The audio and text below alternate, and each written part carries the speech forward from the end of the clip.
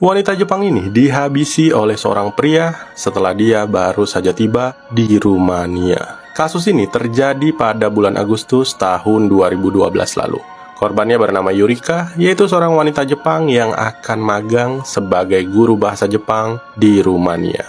Melalui sebuah organisasi global bernama AIESEC, Yurika dikirim ke Rumania untuk menjadi sukarelawan. Namun karena kurangnya dukungan dan komunikasi dari organisasi tersebut, Yurika malah tiba sendirian di bandara pada malam hari tanpa seorang pun dari organisasi tersebut yang datang menjemputnya. Dengan bahasa Inggrisnya yang terbatas, Yurika berusaha menemukan cara agar dia bisa pergi dari bandara ke tempat di mana dia akan tinggal selama magang. Tapi sebelum dia bisa menemukan jalannya, seorang pemangsa menatapnya dan melakukan kejahatan kepada Yurika. Kalian juga bisa dengerin cerita ini di Spotify, Noise, dan YouTube. Korban Yurika Masuno adalah seorang gadis Jepang yang lahir di prefektur Hyogo pada tahun 1991. Dia berasal dari keluarga kaya dan memiliki masa kecil yang istimewa serta bahagia. Yurika bersekolah di sekolah menengah elit yang berafiliasi dengan Universitas Hati Kudus, di mana dia memutuskan untuk fokus dalam pelajaran bahasa Inggris. Dia dikenal sebagai wanita muda yang baik hati, sopan, dan berhati lembut. Dia juga merupakan murid yang berprestasi di sekolahnya dan diketahui sangat menikmati hiburan seperti biola, musik klasik, serta sering pergi untuk menonton orkestra. Yurika sangat tertarik dengan traveling dan salah satu cita-citanya adalah menjadi pramugari. Dia belajar bahasa Inggris dan menjelajahi berbagai budaya untuk mendapatkan perspektif dunia yang lebih baik. Alih-alih melakukan homestay atau mencoba masuk sekolah bahasa Inggris di luar negeri, Yurika justru memilih menjadi pemagang untuk mengajar bahasa Jepang kepada orang-orang di Rumania. Sebuah organisasi yang dikelola mahasiswa atau AIESEC yang berbasis di Belanda serta memiliki 126 cabang di seluruh dunia mendukung pertukaran tersebut dan akan membawa Yurika ke Rumania. Melalui AIESEC cabang Jepang inilah, pada bulan Agustus tahun 2012, Yurika akan berhasil mewujudkan impiannya untuk tinggal di luar negeri. Organisasi tersebut telah mengatur agar Yurika tiba terlebih dahulu di Vienna sebelum menuju ke Rumania. Sayangnya, impian Yurika untuk tinggal di luar negeri harus dipatahkan oleh seorang pria yang dikenal sebagai pelaku kekerasan. Dia akan membujuk Yurika pergi ke hutan terpencil, di mana dia akan memperkosa, membunuh, merampok, dan meninggalkannya di hutan.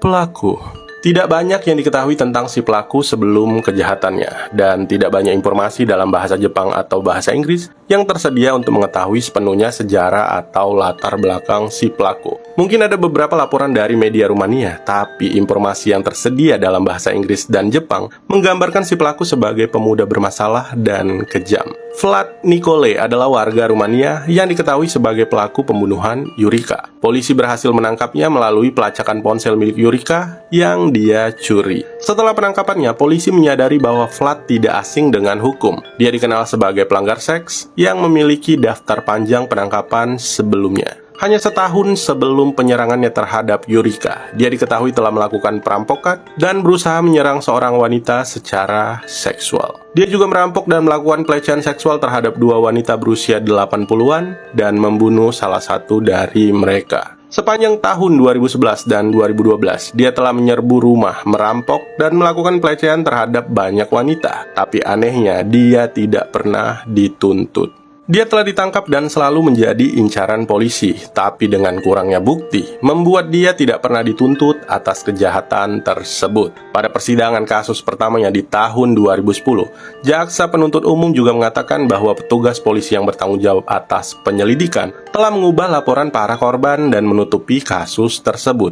Itu kenapa tidak sekalipun Vlad dituntut atas kejahatan yang pernah dia lakukan. Kejahatan. Yurika dijadwalkan tiba di Rumania untuk magang guru bahasa Jepang pada pertengahan bulan Agustus tahun 2012 dan berencana pergi dari Narita ke Bukares dengan singgah di Vienna. Selama di Vienna, dia juga sempat mengirim sebuah tweet di Twitternya dengan mengatakan bahwa dia sangat bersemangat tapi merasa gugup karena harus meninggalkan Jepang untuk tinggal di negara asing. Menurut rencananya, Yurika akan terbang ke Bukares, Rumania, di mana seharusnya ada seseorang dari organisasi tersebut yang akan menjemputnya dan membawanya ke sebuah kota bernama Craiova, tempat Yurika akan tinggal dan mengajar bahasa Jepang kepada para siswa.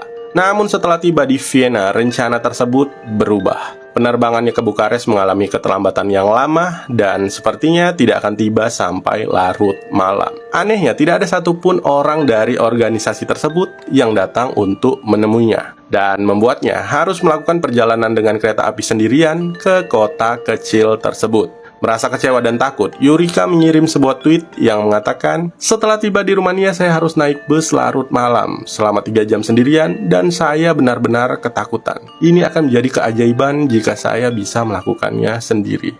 Kemudian tanggal 14 Agustus dia kembali membuat sebuah tweet dan mengatakan, "Ya Tuhan, saya pikir saya akan mati. Saya tidak pernah berpikir rencana saya akan menjadi seperti ini. Saya takut, dada saya sakit dan saya merasa seperti akan muntah." Begitu sampai di Bandara Bukares, dia terkejut mengetahui bahwa bus terakhir telah berangkat dan dia terdampar di bandara. Hanya ada 2 pilihan yang harus diputuskan oleh Yurika. Yang pertama, jika dia memilih bus, dia harus tinggal dan bermalam di bandara sampai besok untuk menunggu bus kembali beroperasi.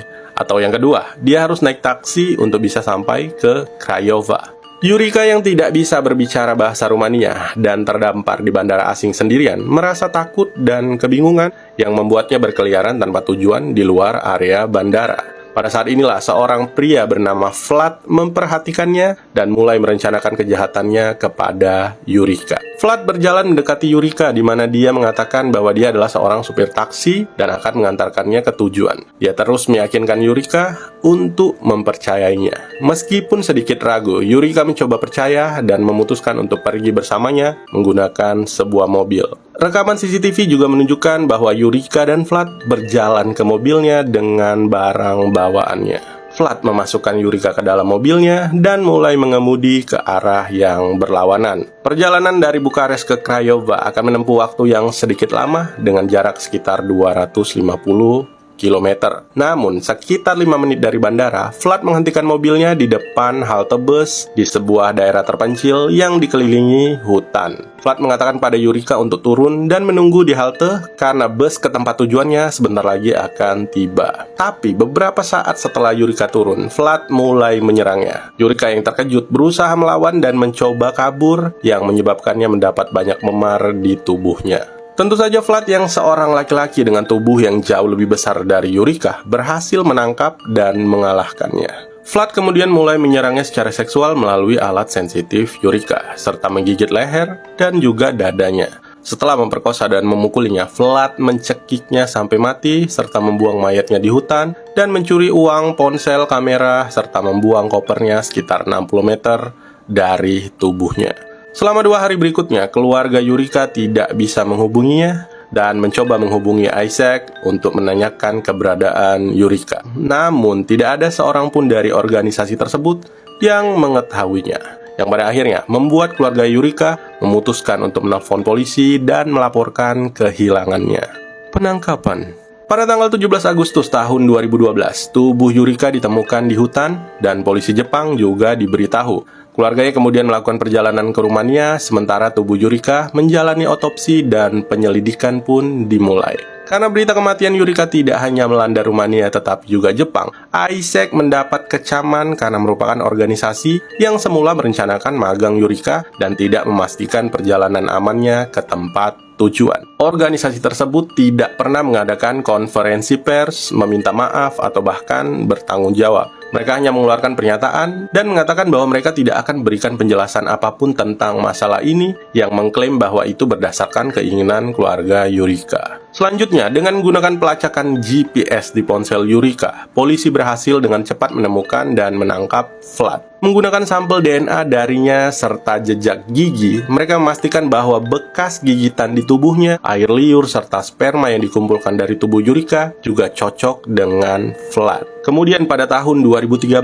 yaitu setahun setelah kematian Yurika, Pengadilan Banding Bukares menjatuhkan hukuman terhadap Nikolai Vlad atas pembunuhan 3 wanita, dan salah satu korbannya adalah wanita berusia 20 tahun bernama Yurika Masuno, yang diketahui pergi ke Rumania untuk mengajar bahasa Jepang dalam program magang. Pengadilan juga memutuskan Vlad Nikolai bersalah atas pemerkosaan, perampokan, dan kejahatan lainnya.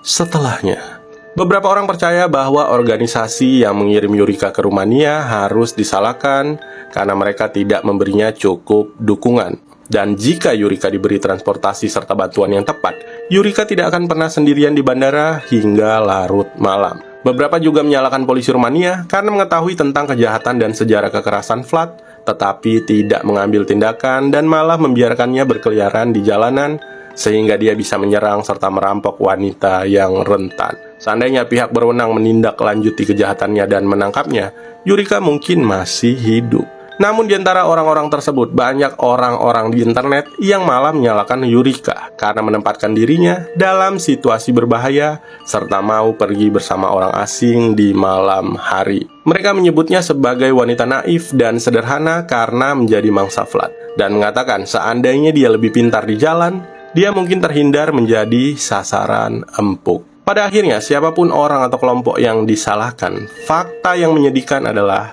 bahwa seorang wanita muda yang tidak bersalah, yang ingin meninggalkan negaranya untuk merasakan budaya yang berbeda, malah diperkosa dan dibunuh secara brutal.